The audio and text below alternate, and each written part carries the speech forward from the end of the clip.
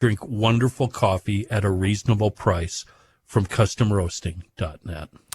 We're going to be joined. We are joined by America's voting guru, Dan McGrath. Hi, Dan. Hello, Joe. You honor me too much. You need your own theme song, in fact, like the Lake Detective. I'd love some kind of fanfare. That would be awesome. Dan, is ranked choice voting a positive development for American citizens? Well, Joe, you've said it many times that we'll rue the loss of the previous official. Mm-hmm. And let me answer your question with a question. When did you come up with that axiom? When, I suppose, with the election of Melvin Carter in St. Paul. Earlier than that, I began to realize that the people we elect are far worse than their predecessor. Randy, who was the Absolutely. St. Paul When mayor? did that trend start, do you think? Did it start in about 2009 or so with ranked choice voting? Let's say that that's the case. Yeah. That is when ranked choice voting began. Before that, downtown was my playground. I was born and raised in Minneapolis. I've loved this city. I've lived here my whole life. My family's all here. But we've seen, since 2009, a continual decline in the quality of our government. Now, why do we vote? To improve the quality of our government. Yes, it's an attempt at getting good government for ourselves. Right. I got involved in politics as a matter of self-defense. We want to have the ability to throw the bombs out. Right. Right? Right. That's why we vote. But ranked choice voting serves the political class. They're the only ones that even know how it works. Our average voter isn't playing chess when they go into the polling place. Right. Right? You want to cast your ballot, you want to support one person. This is my guy. I'm going to put my vote towards him. But when you use ranked choice voting, you don't really even know who your ballot ends up supporting in the end because the process is so convoluted. Did the legislature create it and okay it? The legislature okayed it.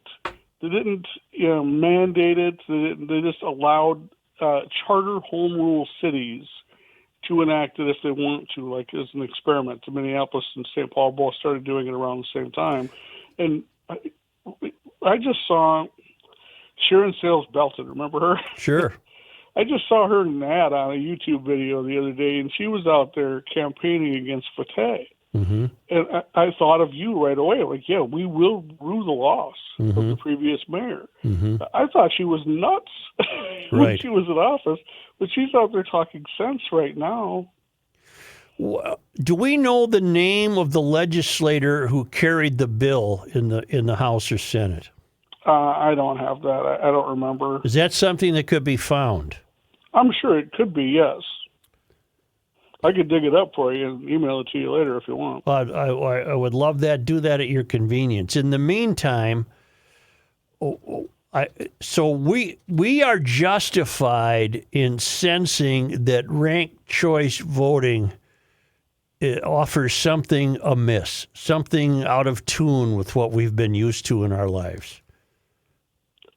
Yeah, no question about that. I mean, this is a system that's set up so that experts can game the system. This is entirely for insiders, and it's no benefit to the voters that just want to throw their support behind, the candidate that they prefer.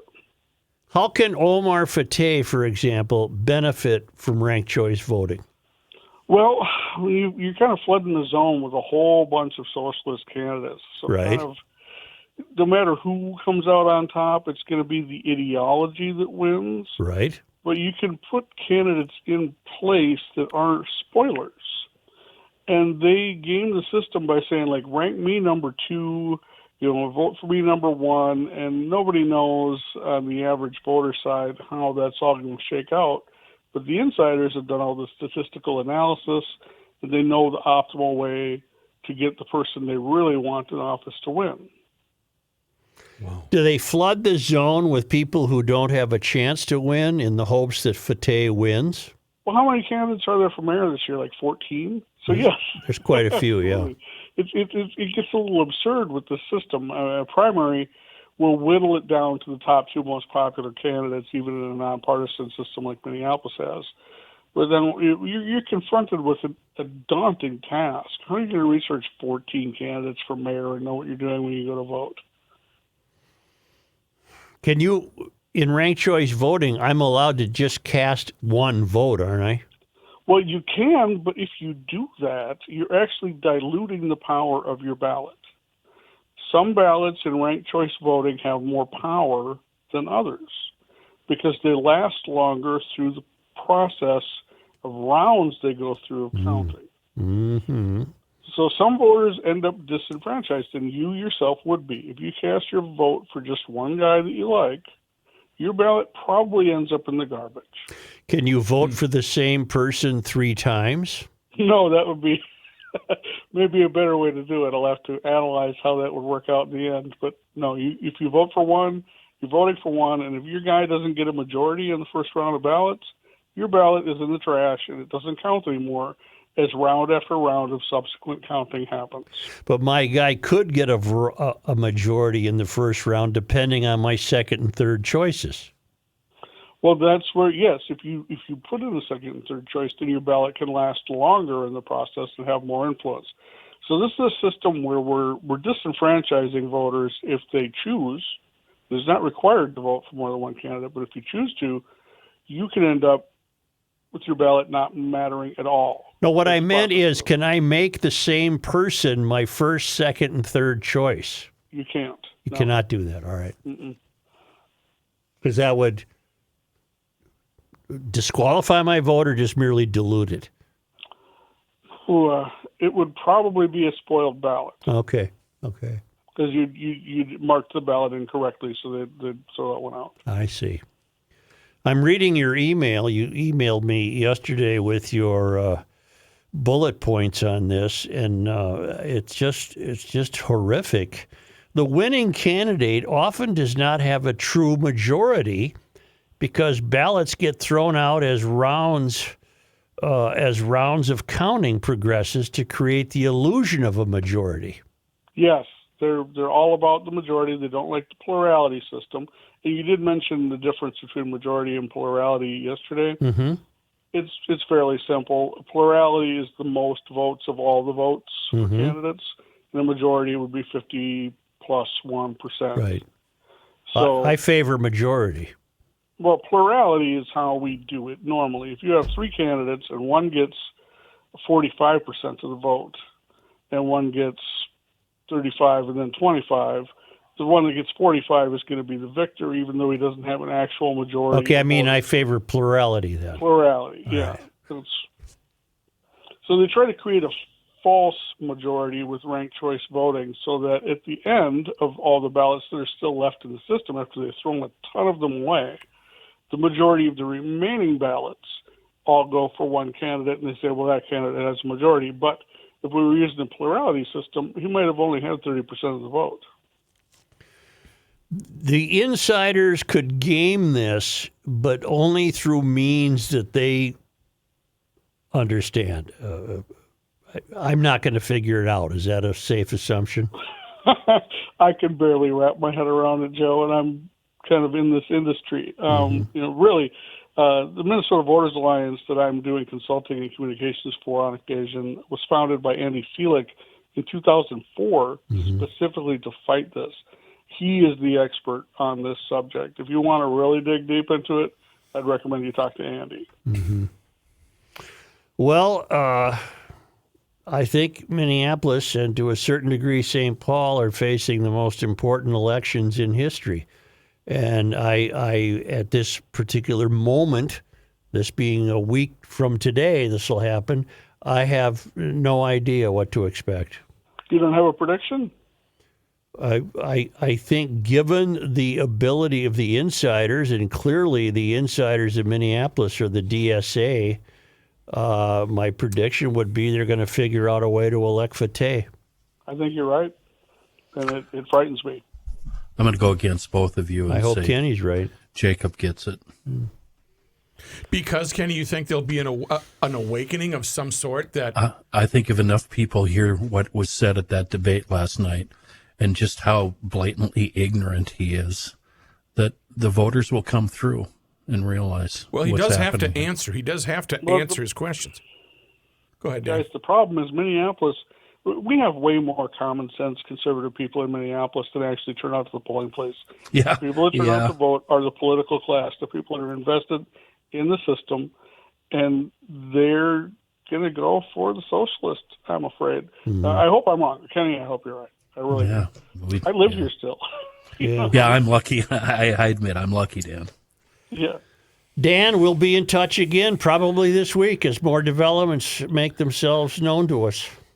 At your disposal, sir. Thank you very much. I wish Dan had his theme song because he's like we have a lake detective and we have a voting detective. I've got it. I think this could be Dan's theme song. Right. Over?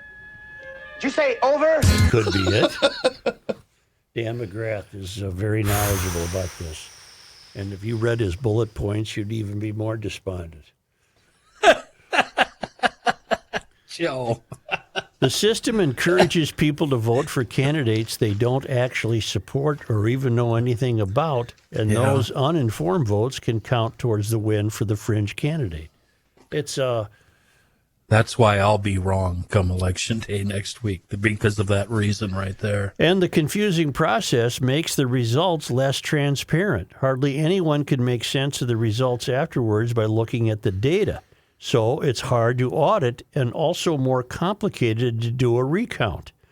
A couple of years ago, the wrong candidate was certified in a California ranked choice voting election, and it took months to unravel it.